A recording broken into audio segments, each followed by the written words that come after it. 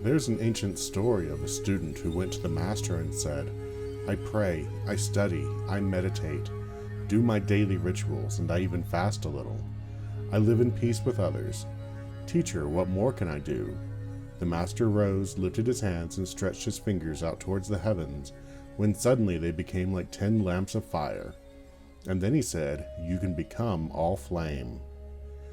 Welcome, I am Jareth Tempest, mystic, magician, psychonaut, astronaut, hierophant, all-around seeker of truth, author, full-time weirdo, and host of this show, where we talk about mysticism, the mystical journey, and all that's magical in the universe. Everything from spirits to spirituality, while I take you on a magical mystery tour through the inner worlds, and hopefully inspire you to take that next step so that you can become all flame.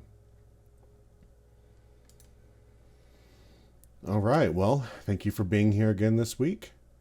This week I want to talk about the Angels of Omnipotence. This is a book that I wrote a couple of years ago, I guess it's been now. But I don't want to just talk about the book. I'm going to talk about my experience with them. Hopefully this will clear up some of the controversy that's come up from this book, mainly from haters and stuff who have,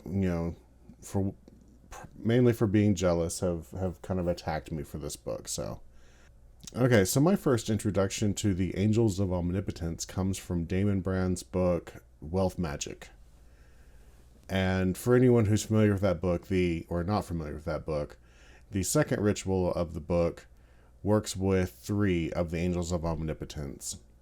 He talks about in that book that there's a history of disruptions that surround the angel Batel, which is one of the angels that you call on in that.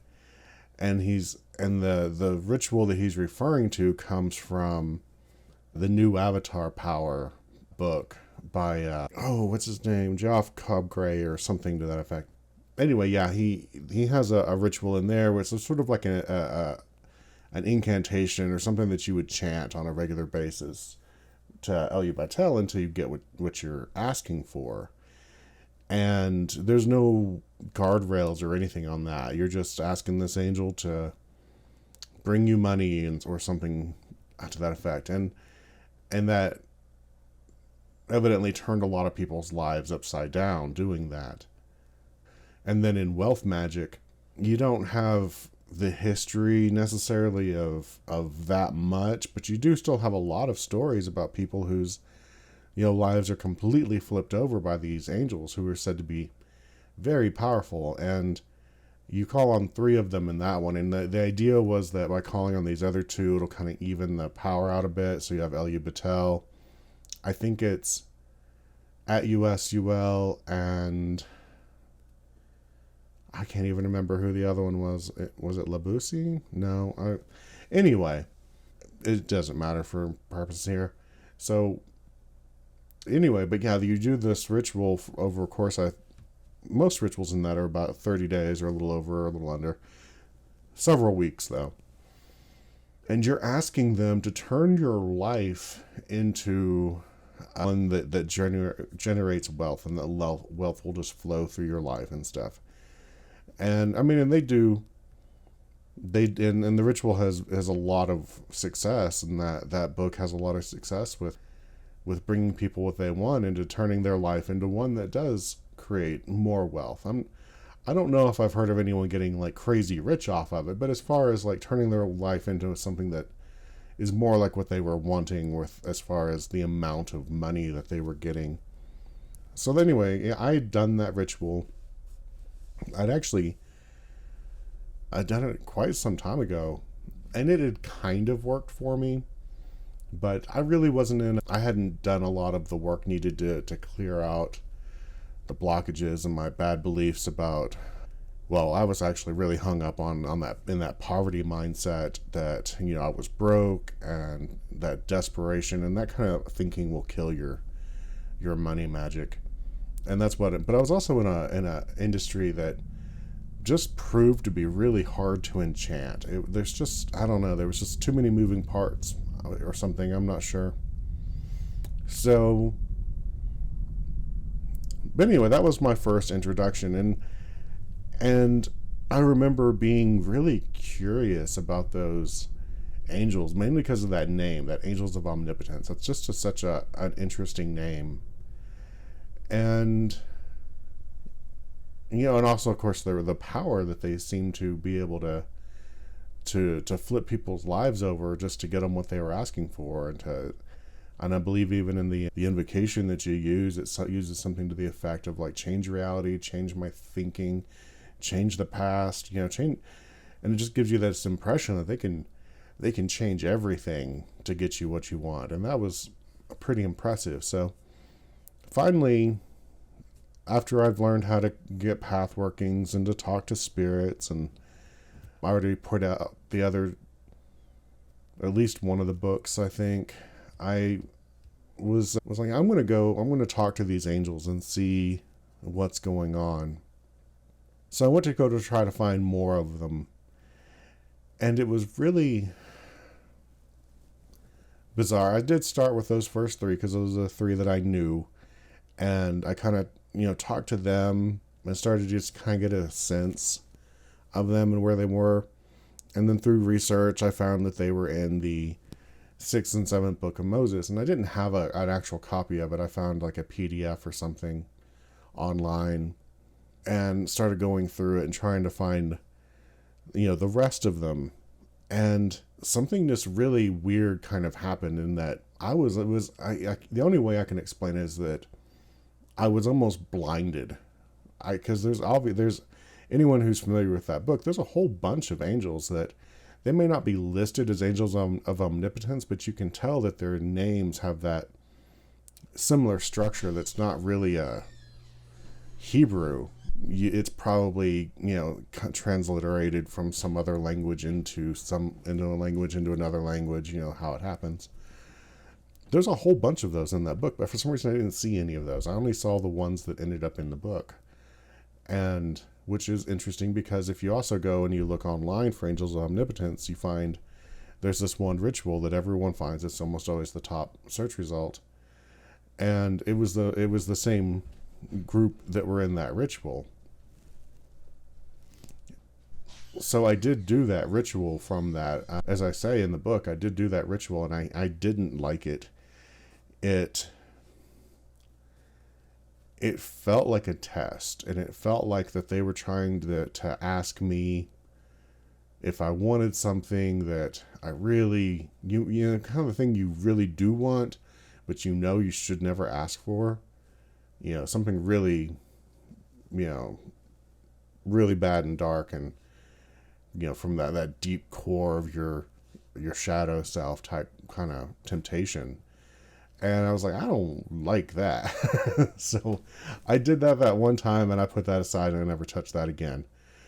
And I know that the guy who wrote that ritual or did that has accused me of ripping him off in all kinds of ways. And so just to clarify that, no, I did not rip him off. I did not copy his ritual into the book. I didn't use any of his material for that book. As for the name Uyazel, I'm sorry, he may be famous, have that top search thing for that, but he's not the only one to have found that name. So, and even if you did, you can't copyright a name, you can't copyright a ritual, you can only copyright your expression of a ritual. You can't copyright a name. So, I don't know what he's so angry about. His one ritual is not anything like the rituals that I have in that book. So that's all I've really got to say about that part.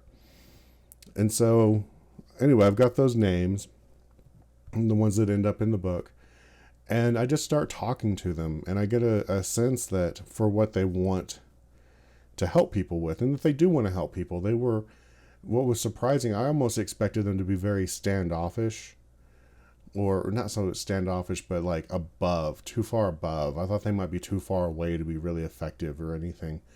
But no, they really I did get a sense that they liked people and they wanted to help people and they wanted to work with people and have a better relationship with people. And and the word that they actually used was serve. They like to serve people. Yeah, that was it was kind of cool to have that, because they are, in a sense, I'm going to use the word alien in the sense that they are very different from us. But I don't mean alien as in extraterrestrial. You know, the true meaning of the word alien is just something different and foreign. And they are that. But they are not necessarily extraterrestrial. Don't take me that way. And yet, so they are very alien, but at the same time, they're very cooperative and they want to help, and they don't want to wreck your life just for the fun of wrecking your life. But this is an interesting thing, is that when I got to Eli Batel, he was much more interested in granting wisdom than he was in granting wealth. Another angel, Labusi, was actually the one that was like, I like to help people with wealth and prosperity and abundance and that sort of thing, which you can almost understand then if you're asking the angel who's interested in teaching wisdom to bring you money, that might cause more disruptions, because even though he's still going to give you the money, because these are very powerful beings who can do more than just the one thing that they're interested in. He's probably still going to try to work in some life lessons into you getting that money. So I think that's what causes some of the disruptions that people have had in the past. So yeah, I talked to them and I found the powers, and I was very careful. I worked very slowly with them because you do get a sense of how powerful they are. You don't want to just rush into something like that. And so I worked with them for a couple of years before deciding to, what I was going to do is create the attunement. That I thought that would be a really good way to work with them. I didn't have the intention of writing a book. I was just going to create that attunement. And so when I created the attunement, though, there was a lot there, and there was a lot that was like, it was a lot of it. You get attunements, and then you get, and it works, and it's fine, but it kind of just sits in the background. This was very much in the foreground. I was like, getting that was almost like at the same time just started, it like really connected me to their intelligence, and like they just kind of poured this information into me of what they wanted and how they wanted to work. And so it all came from that attunement first, and then, which did not come from Dude's Ritual, by the way. It came from the path workings that I got from Raziel, and I went and used the path workings Raziel to those pyramid structures that I see in those path workings, and that's where I talked to them, and that's where I got the attunements. So just to keep everything clear. So the main thing that came from those was the weird glyphs, as I call them, the glyphs of omnipotence, the very square looking symbols that carry a meaning, and so that was what they gave me, and then by working with those glyphs, then I was able to create the sigils that are in the book. And basically what I did to do that was just, I talked to people and found out what they were interested in, what they would want, and we went through different, all different books looking for different powers that and then, and I checked with the angels, but I also worked, and then created the sigils for it. And that's kind of where that came from. But what's really, I really never intended to write that book. That book just kind of forced its way through me. I have such a I have very little emotional connection to that book. It really doesn't feel like I wrote that book. I mean, I know I wrote it. I remember writing it. I'm not trying to say I didn't. Just that it didn't come from the way I'd usually write a book, where I would go and do research or whatever, and then sit down, I'm going to write this book now. Or I had a plan for a book at the beginning, and then it was more like I got that attunement, and then like within a few days, it was like, there's a book here and it's coming out. And it just kind of poured out. very quickly. I think I wrote that book in like 2 weeks, I think. And I got really, really sick afterwards too. It was a lot to kind of push through me like that. And so yeah, it was weird. Like and this is why it's such an unacademic type book. It has nothing to do with the actual history of these angels. I'm not really talking about where they're coming from or who they are, where they are in the hierarchy of things. Like, none of that really mattered to that book. It was just like, here they are, here's how to work with them, and they want to work with you, and let's get to it. And it was just, yeah. So that's how that book happened.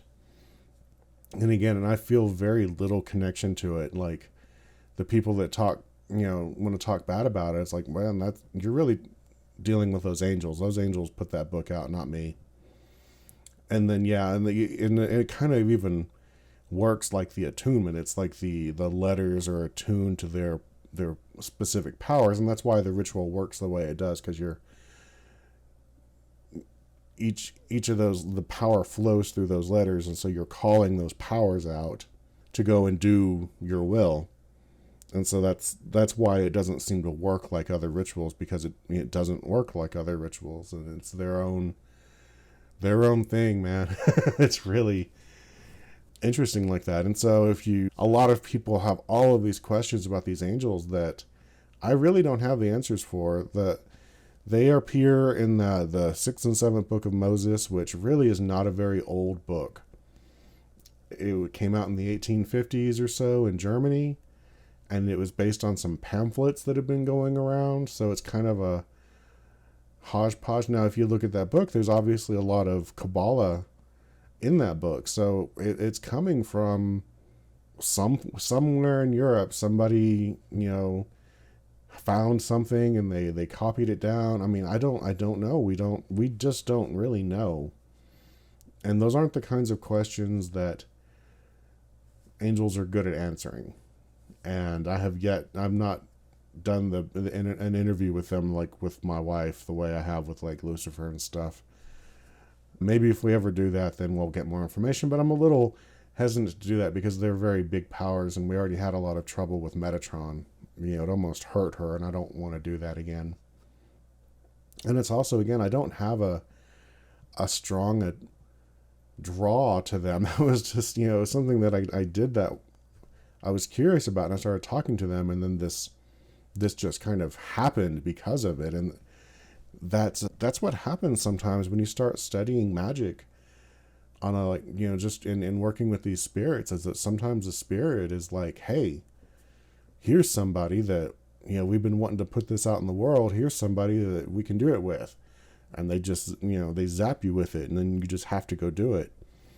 Which really kind of brings me to kind of what really I wanted to talk about more than the Angels of Omnipotence, is more what we tend to call gnosis versus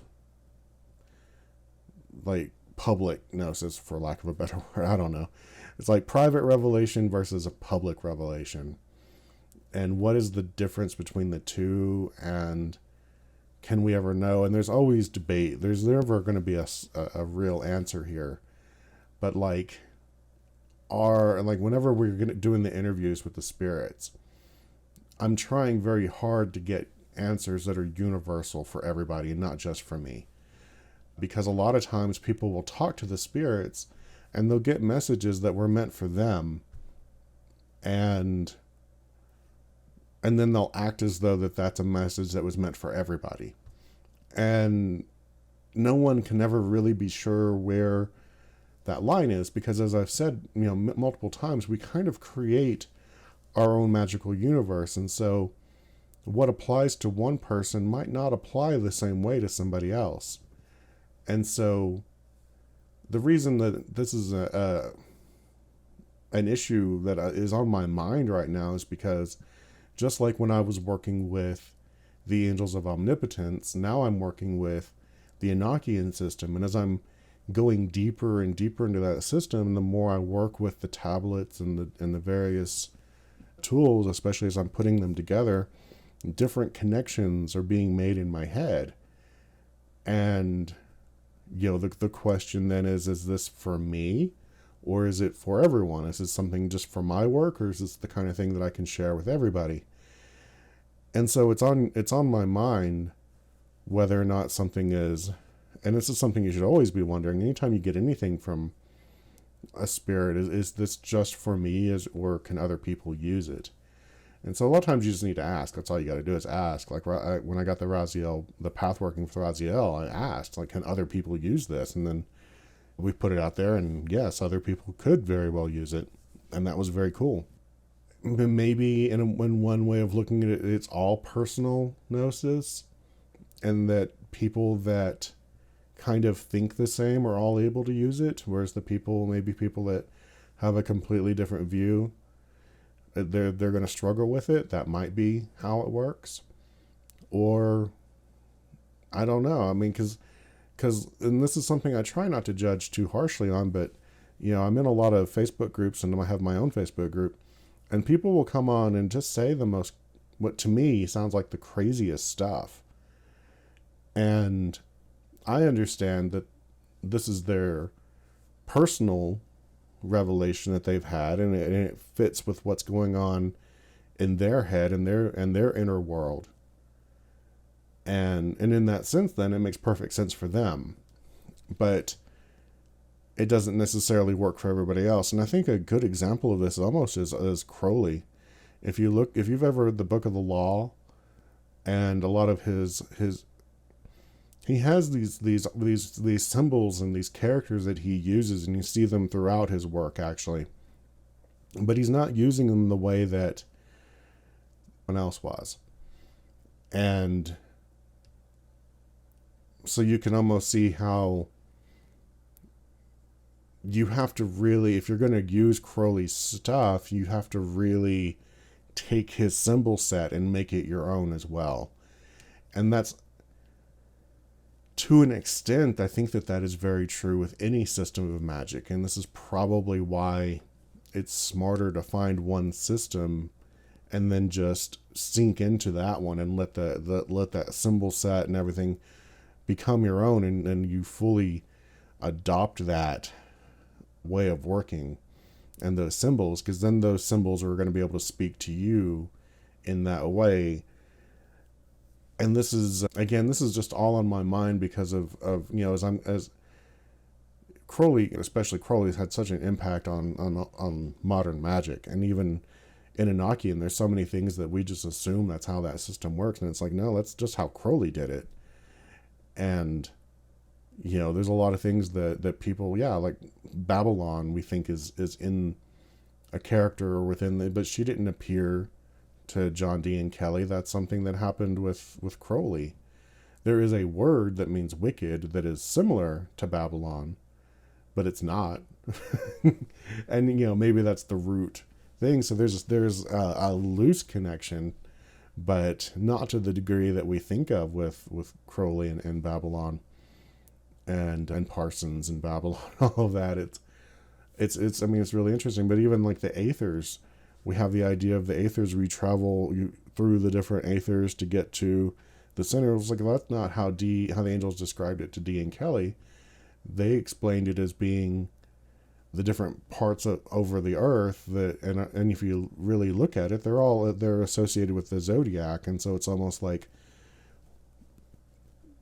where the zodiac powers and the power of the earth kind of meet, and where in the heavens that happens, and that's where the Aethers are. So I mean, and again, and so it's like, so was that stuff really just meant for Crowley? And well, other people have used it. So I guess a personal gnosis can then become a public gnosis if people accept it and use it and work with it and make it their own. And so I think this is why we're never going to have like one system that makes perfect sense out of everything that's out there.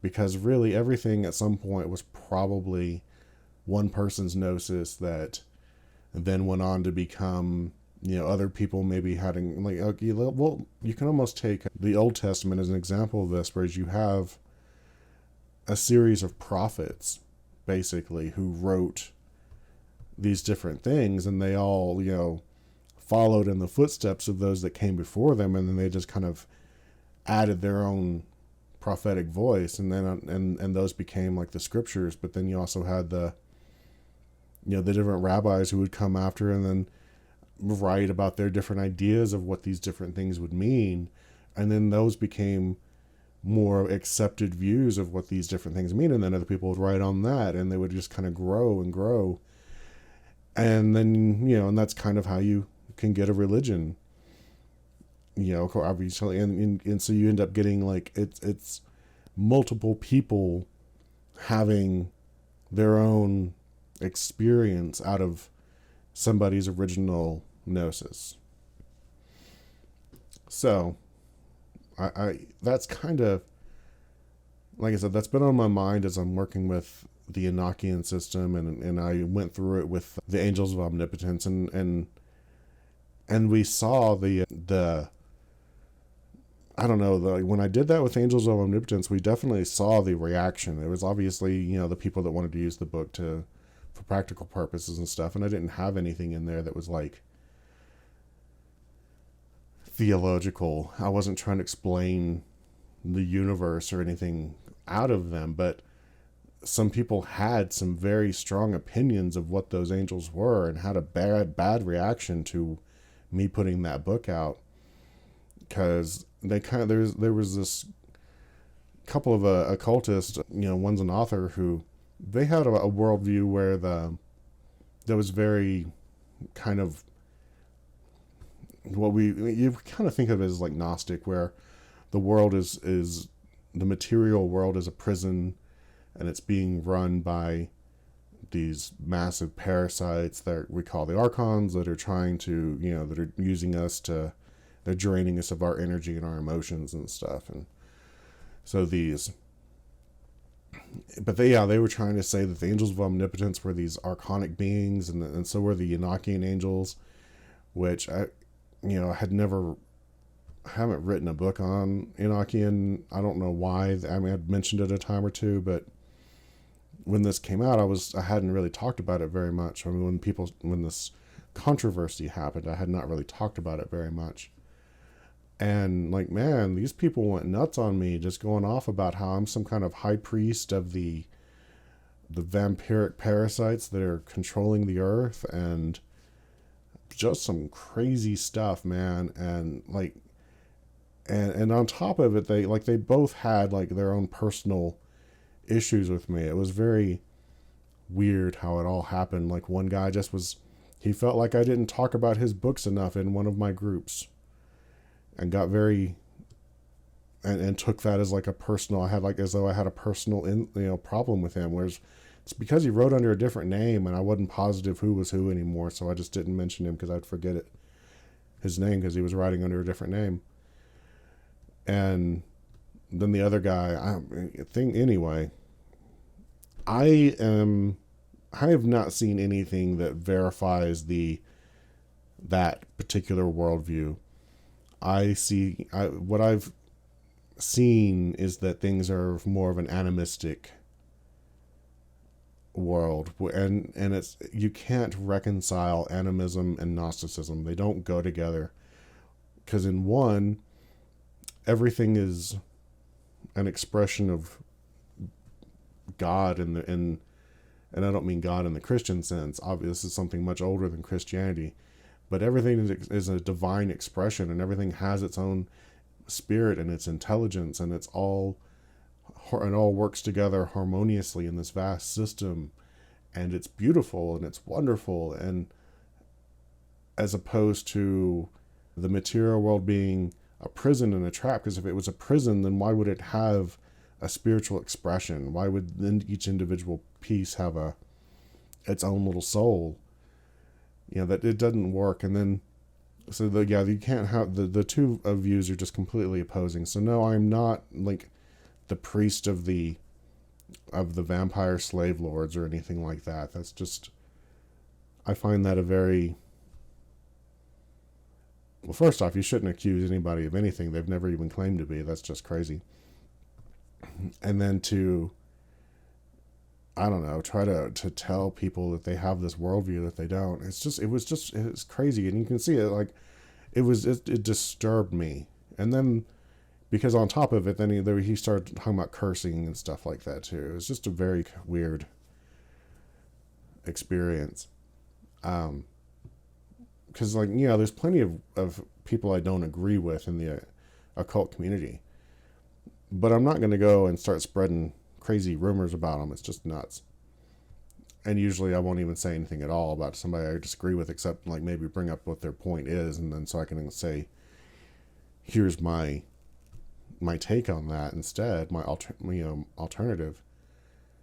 But again, because of the personal gnosis versus this public gnosis idea, it makes you wonder. It's like, there's obviously competing views out there, and how much of that comes from the people and how much of it comes from the idea, because the ideas have their own life and the spirits behind them, and it makes you wonder, how much is really us and how much is something, the spirits, and how much is their own agenda and what their agenda is.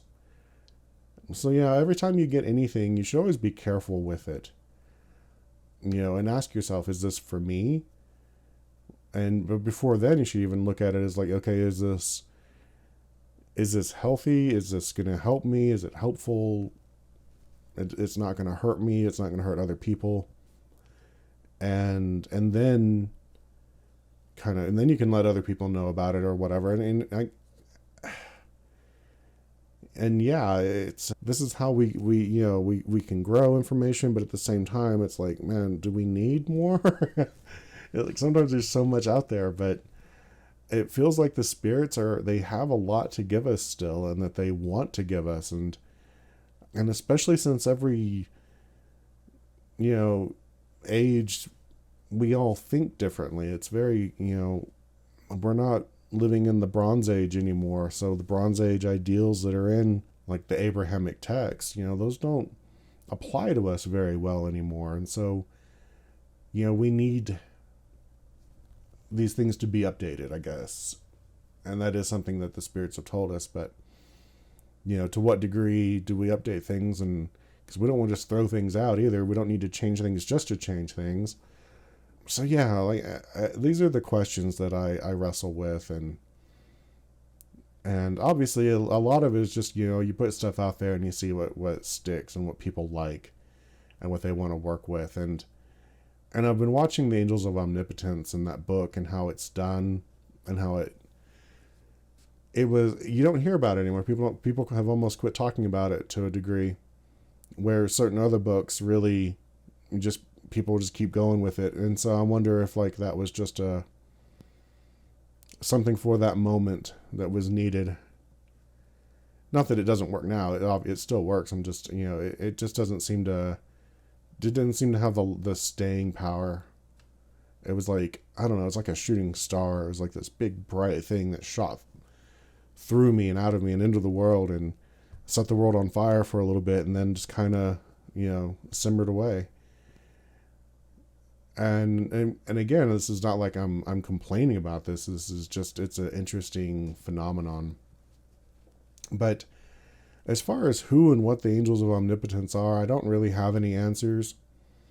They're obviously hierarchy that fits within the various hierarchies of angels within a kind of a Kabbalistic worldview. A friend of mine, Monir, has said that the ones that I did work with are the kind of ruling ones. But he didn't really have a whole lot of information beyond that. But it was really interesting that I did read the book, the 6th and 7th books of Moses, and I just didn't see it. And it was like the only way I couldn't have seen them is if those angels were just making sure I didn't see those other angels, and that these are the ones that needed to be in that book. It makes you think. It's like, how much of anything that we do, magically speaking, what the spirits want us to do and what they allow us to do. Because yeah, that whole period was just such an amazingly like roller coaster ride type thing of getting information. And then like sometimes I would just sit on it, and like I left stuff in the, I think I had the path workings for the angels up like it for over like a year and a half or something in my Patreon. And you know, before the book came out, it was just kind of okay, I got that. I'll talk to them. Now let's just kind of let it sit and see what happens. And then, but yeah, when I got that attunement, that's when everything just kind of went crazy, and that book happened. So, you know, the main thing is that whenever if you're wanting this type of thing to happen to you, or you want to have these types of revelations, one, just be ready for it, be open for it, and part two, go looking for it. Like, don't just, we have this idea that like if you go looking for it, it's not real or something. It's like, or you know, it's more real if you're just sitting there minding your own business and the angels are like, hey, here. But really, you kind of just, not that you're necessarily thinking, hey, I'm going to go write a book, but hey, I would like some kind of revelation, something, you know, help me make my own system, or adapt a system, or modernize a system, or whatever it is you want. Like, if there's something that you feel that you need and that other people might need, or that might help others or make it think something more useful, go and ask for them. And they might not get it. You might not get it right away, but then suddenly, you know, you might get a whole bunch, and then things might just start connecting in your head. Like, not everything is delivered as, you know, they dictate it to you and you write it down. A lot of it is suddenly ideas appear in your head. I mean, that's what claircognizance is just you suddenly know something to be true, and you didn't hear it, and you didn't even hear it in your mind. It's just boom, you just know it. And that's how a lot of good spirit work comes from. Claircognizance is there's kind of like degrees of how easily fooled you are, like what a trickster spirit or something can do to you, as opposed to what a truly powerful entity can be. And like, evidently, claircognizance and clairsentience are some of the more trusted, whereas like clairaudience, where you're hearing stuff, is a lot easier to be messed with. And the same with like clairvoyance. The visuals and the audio are easier for tricksters to manipulate, as opposed to just suddenly knowing something. So, you know, take that into account too. It doesn't necessarily work even the way that people expect it to work. I guess really the point of all of this is well, to share the story of how the Angels of Omnipotence book happened, and then, but also just to let you know how these types of revelations happen and what you need to look out for, and how you can maybe go about having them yourself. Because the world needs more magic. It always needs more magic. We need a more magical world. Go and make great things happen. So what do I have else going on? That's about it right now. So remember to like, subscribe, follow. Please share this if you enjoyed it. Let your friends know. And yeah, I'll see you next week. Bye bye.